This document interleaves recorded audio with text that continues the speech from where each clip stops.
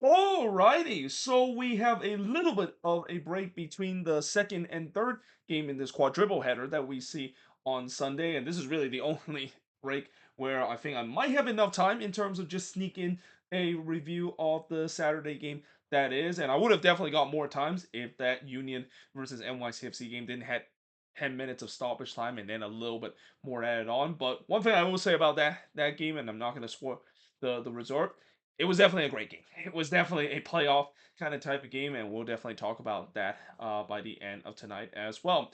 But with that being said, let us jump straight into the first game because I want to do this review as quick as possible before the marquee matchup of this week, that is Inter Miami versus Orlando City on Sunday Night Soccer. And we start off with the New York Red Bulls and the New England Revolution. So who would have thought that a Michael Bradley young guns let New York Red Bulls side would be the only team in the Eastern Conference to have yet to drop points. Every single team in the East through 2 weeks have either had one draw or have one losses or even have two losses in some cases. But the New York Red Bulls is the only team that is still perfect in the East.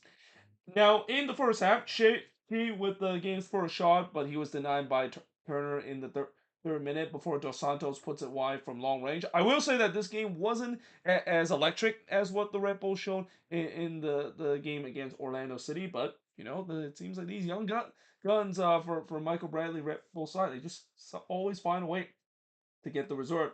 Duncourt would then hits it right to Turner as the shots were 3-0 for the Red Bulls up to this point. The first shot for the Revs did see Horvat denying Yao from close, but we do head to halftime with the score scoreless between both of these teams. It didn't stay scoreless for long heading into the second half, as in the second half, the Red Bulls would get the opener. It's Julian Hall again. So far, he's the only goal scorer for the Red Bulls this season, and he scored from Mehmeti and Dos Santos to make it 1-0 in favor of the Red Bulls. Turgerman did look to response, but he was denied by Horvat. And then Yao had a shot that was clear off the line by Shea in the 68th minute. So yeah, I thought New England did a good response here. They were trying to look to try to get the equalizer, and this was kind of a little bit similar to what we saw last week with the Red Bulls as well, where in the second half, especially when they do have the lead, they kind of struggle a little bit in terms of keeping that. They were giving up a couple of chances, not as much as what we saw with Orlando. I mean, Orlando was pretty much putting on onslaught pressure in the second half.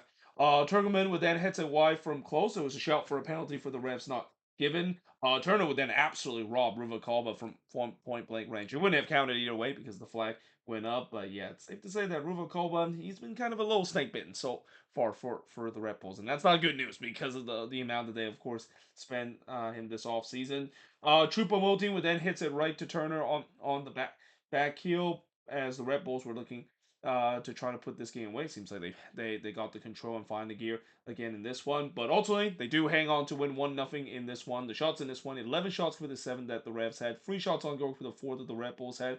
Both teams had 2 shots off target, 4 shots was blocked for the 2 that the Revs had, and possession-wise, 62% possession compared to 38% possession that New England has in this one. And again, I know it is still early days, and some might say that maybe the Red Bulls might come back down to earth a little bit, especially maybe this is an example of a new coach boost, and also just all these youngster very excited in terms of finally getting their chances and really showing it as well, at least in these first couple of games. And when it comes to teams with a lot of youth talent, eventually they're gonna slow things down, and especially opposition is probably gonna get a book on some of these youngster, and maybe the Red Bulls might slow down. But if you're a Red Bulls fan, enjoy it while it lasts, because this is a team that not many people had a lot of hope heading into this season, but Michael Riley has definitely given that hope, and definitely given that notion that it feels like the Red Bulls are once again back being the team that we always known in terms of producing some good young talent. I mean, so far when you look at some of these youngsters that has performed, guys like Julian Hall and Mehmeti as well, these are two guys that is definitely going to be a key point for this Red Bull side, and the guys that I would not be surprised in a couple of years we might see them in national team color as well.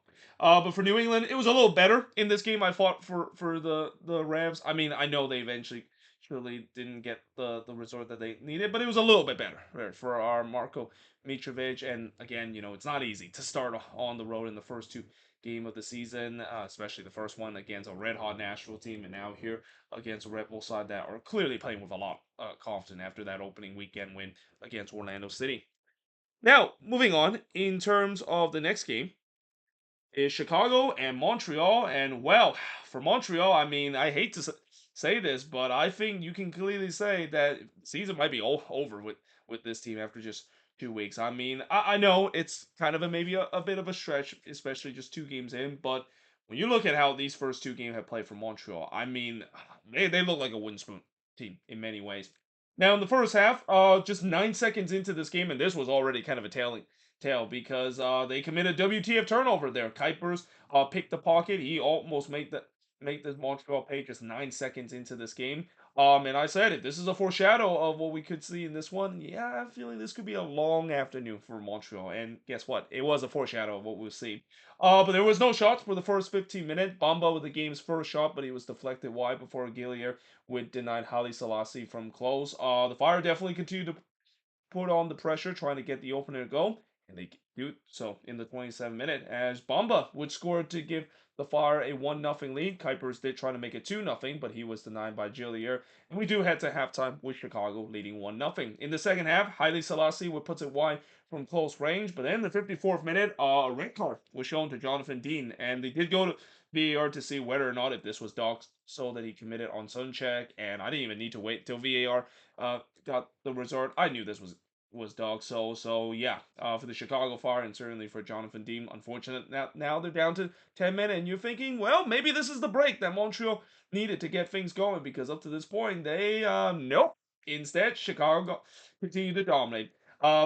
Bakazi would head it high from the corner before Gillier would deny Kuipers from close in the 69th minute. And as I said, you wouldn't have guessed it. Chicago were down to 10 men. In fact, if you didn't even look at the scorebook, you would have not guessed it that the Fire were down to 10 men. You would have thought Montreal was the one that were down to 10 men with the way that it feels like Chicago just got stronger as they were down to 10 men in this one. And I said this before, just because you're down a man in the game or you're up a man in the game doesn't mean that it's automatically guaranteed the fact that you can get something out of the game. Especially this is when complacency can start to be a factor. And boy, it's safe to say complacency was a huge factor in Montreal game. I mean, I don't think they realized that they were a man up in this one with the way that Chicago really ramped up the pressure after going down to 10 minutes. Almost like they play with some fire in their belly after the red card. No pun intended there as well. But Bukazi then had a shot that was clear off the line, but it falls to Waterman, who trying to score against his former team but missed wine.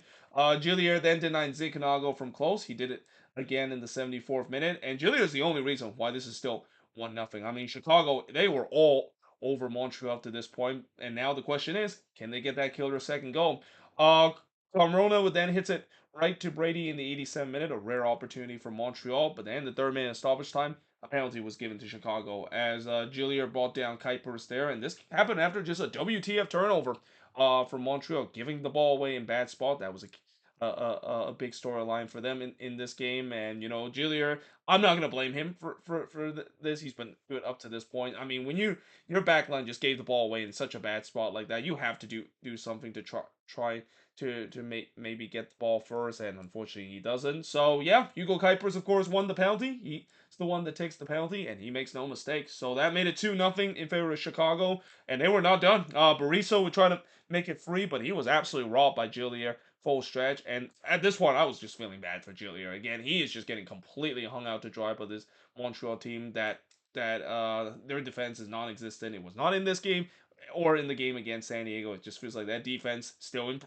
in off-season mode. And in the 10th minute stoppage time, they would make it 3-0. And this definitely is a great sight to see as a Loons fan. Robin Lod scored his first goal for Chicago. I definitely celebrated when he scored that. You know how much I love Robin Lod, and I'm pretty sure a lot of Minnesota fans still love Robin Lod as well and want him to be successful. And great to see him finally score his first goal with the Fire. But yeah, there was a bunch of ball watching from Montreal after the post was being hit by Kuipers. Like it's almost like the whole team just gave up. Which I mean, that kind of pretty much sums up Montreal at least in these first 2 games.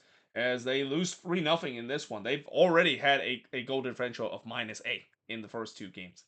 Yeah, it's getting ugly right now, and I don't blame that Montreal fans are not only very upset in terms of how the team has been playing, but once again, the blame all goes back to who of course owns this team right now. Shots in this one, 18 shots compared to 4 that Montreal has, 2 shots on goal compared to 11 that Chicago has, 2 shots off target compared to none that Montreal has, 2 shots on block compared to 5 that Chicago has, and possession-wise, 53% possession compared to 47% possession that the Fire has in this one. So good bounce back win for the Chicago Fire, and this was kind of expected because, like I said, I talk about Sporting KC maybe being the Santa Claus of MLS this year with the points that they're giving. I might actually pass that title to CF Montreal this season with the way that, again, if this is how they're gonna look in the first 2 games of the season. Not only this is gonna be a rough season, but we might be in for one of the worst MLS team ever perform in a single season. And again, I know it's crazy to say that after 2 games into the season, but there's just nothing you can see, at least from these 2 games, to say that Montreal look like they're gonna snap out of this. I mean, this is just an embarrassing display in all perspective, especially when you're down. When you're up a man as well. The fact that they got worse when they were up a man, it just kind of shows you a lot of the state of this team right now. That being said, I am now going to change boards and look at the last free game to finish up this review of the first part of looking at the Saturday game that happened yesterday in match week number 2. All right, so moving on, in the next game is Minnesota and Cincinnati, and the MLS season is back when the Loons are basically making me biting my nails, and I guarantee you by the end of the season I probably have no more nails anymore, because if there's one thing we know about Minnesota and Loons soccer is the fact that they cannot make it easy on their fans when it comes to trying to close out win. They have to go row heave mode, and they're gonna have to make it as interesting as possible. And fortunate, at least for this time cases, able to walk away with the win, and a big win too against a Cincinnati side that have not lost a road game since last year of Memorial Day as well. And this is one of the best road team, not only from last season but really in the last couple of years as well. Now in the first half, Jabari with the game's first shot, but he puts that one wide. There was a bouncing ball in the Loons box there, and Denke had a chance to bury it, but he hits it right to counter. Cincinnati definitely were the better side to begin as they were pressing for the opener. The shots were 5-0 for Cincinnati. As once again, just like last week, it was a slow start for the Loons to begin play. Pereira with Minnesota first shot, but his shot was deflected wide before Echenike hits one that was deflected and goes right to counter. But then Pereira would puts it high from close as Minnesota starting to slowly get into this one and kind of giving Cincinnati a little their taste of the medicine in terms of the pressing. That was kind of one of the issues that Minnesota had in the beginning of the game, where they just had no answer in terms of the press that Cincinnati was putting. But now it feels like Cincinnati were having no answer in terms of the press that Minnesota has put, because yeah, Minnesota was definitely starting to be more aggressive going forward, as you expect with a Cam Knowles team. This is kind of the identity that this team is changing. That there's no more of that sitting back and just kind of pray for set pieces and also counterattack. This is a team that's going to be more aggressive going forward on the attacking end. Yeboah would then puts it over from close. The shots were actually now 7-6 for Minnesota. So yeah, again, at one point they couldn't even get a shot, and now all of a sudden the momentum seems like it's heading right to the Loons. Echenike would then hits one into the side netting in the 39th minute, but we do head to halftime scoreless between both of these teams. By the way, one thing that I want to mention just real quick, because I won't mention it again when I finish talking about this game, is the fact that this actually was one of the coldest games that Minnesota United has ever played. I think it's the second coldest game that they played. The coldest one, of course, was the snow opener that they had against Atlanta United back in 2017. I think it was like 18 degrees that day. It was 20 degrees in St. Paul today, so it was a very cold day. No snow, unfortunately. I kind of wish that there was snow, because it's just it's very fitting for a Minnesota United home opener to see snow as well. Every single year when we get to this time of the period, I just almost kind of wish that there was snow, because I want to see a little snow classical at Allianz Field like I've seen before with this team. But we do head to halftime with the score scoreless. In the second half, tried to chip San Antonio from the halfway line, so he tried to do something similar to what he did against San Diego. Didn't quite work out this time. He puts it over. Ramirez would then hits it right to counter in the 50th minute before Santano denied Pereira from close in the 53rd minute. Both of these teams were definitely getting some good chances, but the question is, who can get that opener? Well, Shakalai tried to do so, but his attempt was tipped over by Santano. But then the 66th minute, Minnesota does get the opener, and who else but Kelvin Yeboah? It's safe to say that Yeboah is having a redemption year this year. I mean, he has looked night and day better than what we saw last season. And I think part of that is because of the fact that he's not dealing with injuries like he did last season. But also, it just feels like this system that Cam Knowles is setting up is much better than the system that Eric Ramsey, of course, put. But yeah, he scored here to make it 1-0. This actually came when Sean Collette had a free kick that was deflected off the post. It actually went through the wall as well, so not a great wall setup in Cincinnati perspective. And your ball was in the right place, right spot to put it into the back of the net. They did also put a very long VAR look to see whether or not if your ball was onside or not. I was a little nervous that they were gonna call back because it was incredibly close. I mean, I think it was just close enough where I think had this was being chopped off, I don't think they would have overturned it. It's just one of those incidents where it's just too close for them to overturn it. Wobodo did look to answer, but he was absolutely robbed by Calendar from close. So it's like to say that it is still early day, but Drake Calendar has definitely been a great replacement for Dane Sinclair. It's almost like I forgot about that Dane Sinclair kind of guy. We got our own DSC now with Drake Steven Calendar being the man in this one. We then go for a pair where not much really happened. Guys were just dropping down like flies, and I wonder, is that due to the weather? Because again, it was very cold in this game. Well, the coldest MLS game we seen, and unfortunately, this is just kind of the reality that Minnesota might have to face with the winter or the what is it, the fall to spring season that they're about to go through in a couple of years time. But Sean Collide was in on goal. I say a couple of years. Actually, it's gonna start next season as well. But Sean Collide was in on goal there, but he was denied by Style Tunnel. So far, Thomas Sean Collide has done everything right. The only thing he hasn't really done right is goal scoring. But I can forgive him for that because he's not really truly a good goal scorer. I mean, yes, I know he did do that in his beginning time with New England when he has arrived, but most of them was just goals, some goals that he scored. He's the guy that can definitely score you some long range goal. Kind of reminds me a little bit of Hassani Dotson, but yeah, when it comes to close range, he just doesn't have that range yet. We then get 11 minutes of stoppage time. It feels like Rohivo has activated with this team because they were just bunkering and just praying to hold on to this lead. Usually that doesn't end well for this team because I've seen so many times before it doesn't do so well. And Boma didn't would miss wide from close in the 11 minute stoppage time, but this time it did work out with this team. They hold on to get the 1-0 win in this one. Big win for Minnesota in this one, especially against a team that, again, Cincinnati, this is uncharted territory for them. I mean, it's been a long time since they lost a road game. May of 2025 was the last time that they lost on the road. Shots in this one, 17 shots for the 12 that Cincinnati has, 5 shots on goal for the 4 that Cincinnati has. Both teams had 4 shots off target, 5 shots on block with the 4 that Cincinnati has, and possession wise, 48% possession compared to the 52% possession that Cincinnati has in this one. And I also would say that it just feels like Cincinnati missed Evander in this game badly. I mean, they just really missed that chance creation and that goal scoring ability difference maker that they really needed for this team, because there was many times that they kind of got themselves in a good spot, but they just couldn't quite play the correct final ball and doesn't really have that creative player. They try to do it with Dado Valenzuela, but Dado Valenzuela is not that kind of player. He's nowhere near the caliber that Evander can pose to this team, and this is why they're really hoping that Evander can come back to the team as soon as possible, because without him, the ceiling definitely lowers for the Cincinnati team as well. Now, moving on, in terms of the next match, it's Colorado and the Portland Timbers. So this was a good bounce back performance by the Colorado Rapids. I mean, after just virtually a no-show in the game against Seattle, they definitely put up more of a fight in this one, at least on the attacking end.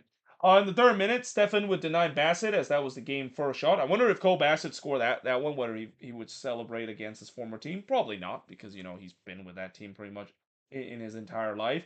The first shot for the Rapids did see Holding had a free header there, but he was absolutely robbed by Pantemis. But in the 7 minute of this game, Colorado takes the lead as Ojadi and Hamzat Ojadian score his first career MLS goal as he scored from Travis and Aronson to make it 1-0 in favor of the Rapids. Pantemis would then deny Navarro, but he did get a second crack of it and hits right to Pantemis. And there's no doubt the momentum was with the Rapids. They were pressing to try to get the second. Stefan would then deny Mora in the back post, and then he denied Navarro from long range in the 23rd minute. Chara would then had a shot that was spilled by Pantemis, but was on the second attempt before before for oh god, I can't really read my handwriting for a second there. So actually, let's just skip that part. I should. It's kind of embarrassing the fact that I couldn't read my handwriting. I think that's Navarro, the one that missed wide on the header in the 28th minute. Before Valde would miss high from close in the 39th minute. Both of these teams were definitely getting some good chances. But now the question is, who can get that next crucial goal? But we do head to halftime with the score 1-0 in favor of the Rapids. In the second half, Pantemis would deny Harris from close, but then the 53rd minute, Lucas Harrington would score his first career MLS goal for the Rapids as he scored from Dante Sealy to make it 2-0 in favor of the Rapids. Mora did look to respond, but it goes wide from long range. And then Anthony would hit the side netting from close. So it was a good response for the Timbers. Down 2-0 in this one. They're looking to try to get the equalizer. One thing you know about the Timbers is the fact that, yeah, they're going to be involving some exciting game. And to be fair, the scoreline doesn't justify the fact that this could have been even more high scoring than what the 2-0 scoreline suggests. Bai would then puts it over from close in the 63rd minute before Stefan denied Guerrero from point blank in the 68th minute. The Timbers were definitely getting some dangerous chances, but again, can they get that goal scoring lid off in this game? Can they show that clinical finishing to get themselves back into this game? But as I said, that the post denied holding on the header in the 74th minute, so Colorado almost made it 3-0. And then in the 77th minute, Jimmer Forey would get a red card in this one. I don't know about this one. I think this one was harsh. I mean, it was kind of a behind the tackle goal that Forey has. I mean, it didn't really look that malicious. I was kind of surprised they reached the red card, but nevertheless, Colorado were up to this point. And unlike Montreal, Colorado actually took advantage at least for a bit when it comes to being a man up. First, it was Pantemis denying Navarro from close before Kutibietro puts it over from close range. The Rapids definitely was pressing for the third goal. The red card really killed the Timbers' momentum. The Rapids, they were looking to just put this game away with the third goal.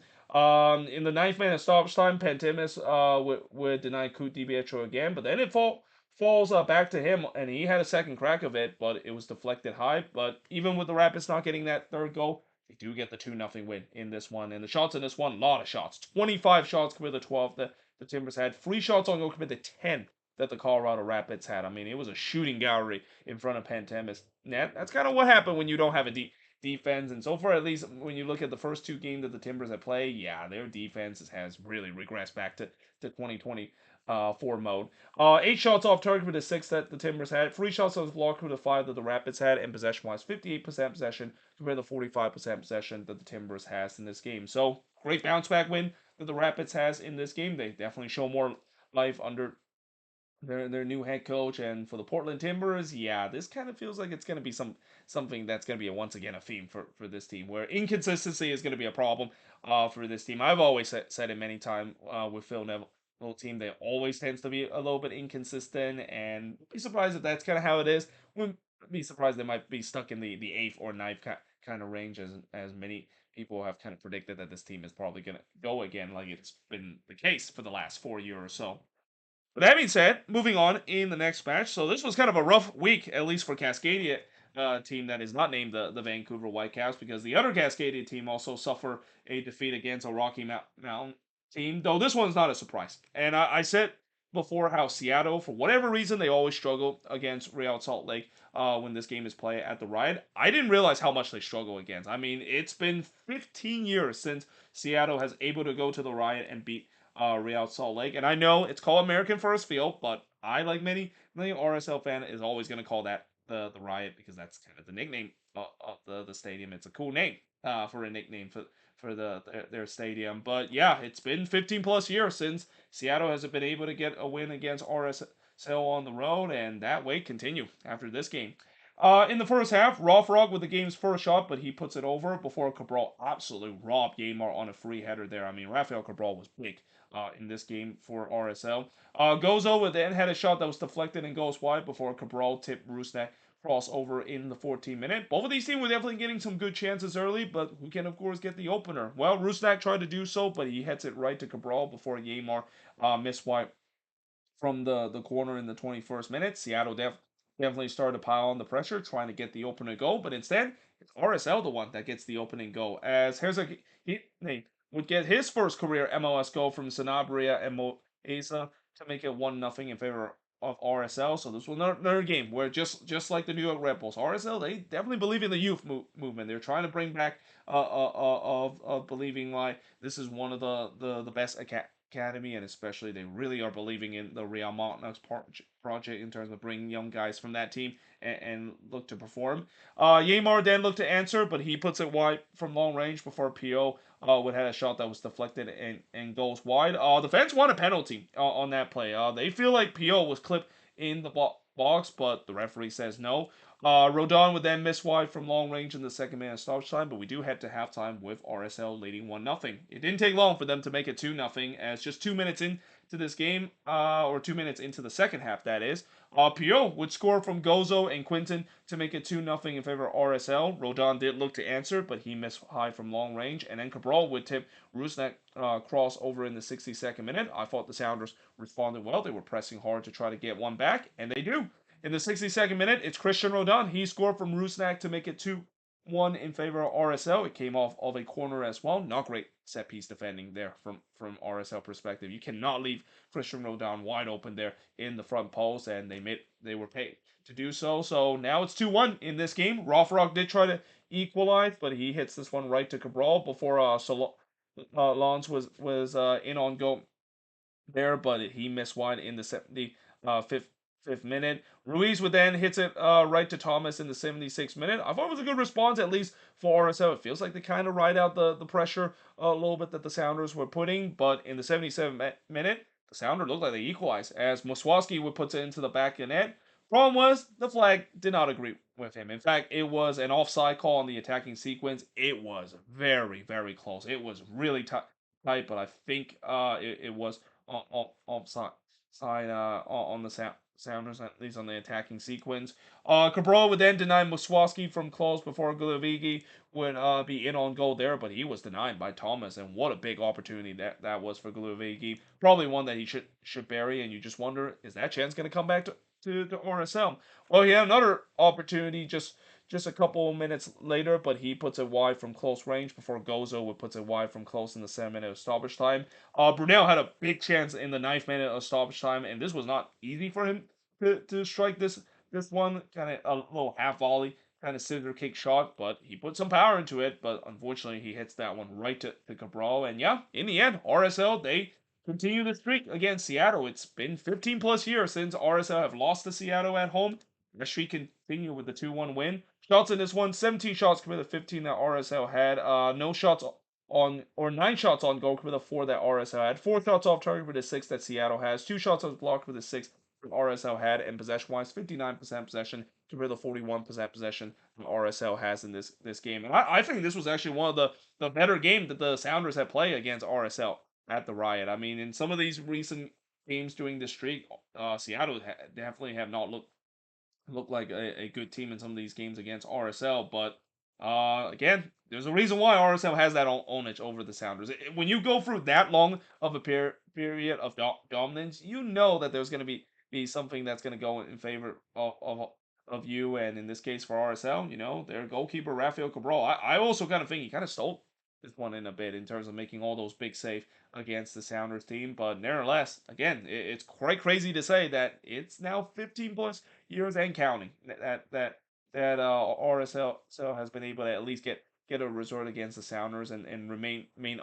unbeaten against the Sounders. And for Seattle, I mean, as frustrated as this loss is, they just gotta have to move on. I don't think they play bad in this game. They actually look pretty decent, and as I said, this is probably one of the better performances they had against RSL on the road, despite how much that place is pretty much a house of horror for the Sounders team. But they just gotta have to move on and hope that they might not run into a hot goalkeeper, or also play in a place where it's just almost like a house of horror, and pretty much a place that just they just can't are not allowed to win whatsoever.